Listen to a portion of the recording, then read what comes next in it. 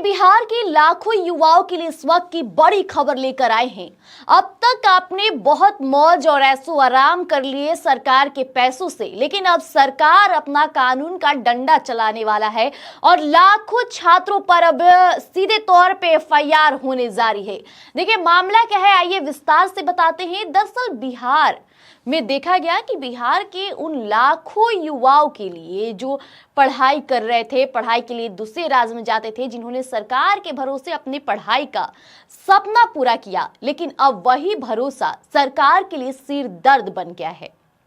दरअसल नीतीश सरकार ने दरिया दिल दिखाई थी और लाखों छात्रों का जो ब्याज था वो माफ कर दिया था, लेकिन इसके बावजूद हजारों छात्र जो युवा हैं ऐसे हैं जो सरकार का मूलधन यानी कि असली पैसा दबा कर बैठे हैं। और अगर आप भी उन्हीं में से एक हैं तो ये खबर आप ही के लिए है, क्योंकि अब संभल जाइए, क्योंकि अब सरकार का सीधे तौर पे हंटर चलने वाला है। अफसोस इस बात की है कि बिहार राज्य शिक्षा वित्त निगम ने स्पष्ट कर दिया है कि अब नरमी का वक्त खत्म हो चुका है।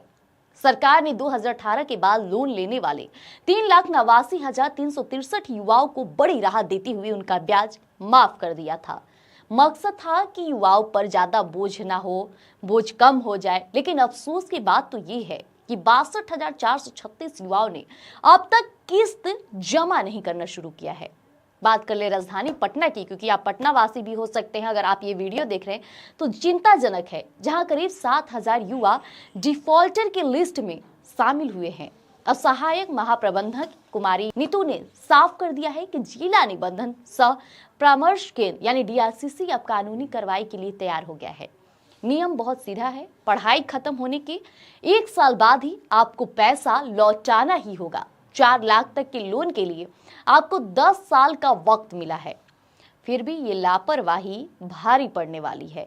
अगर आप भी इस योजना के लाभार्थी हैं तो याद रखिए, ये पैसा आपकी तरक्की के लिए था, किसी और का हक मारने के लिए नहीं।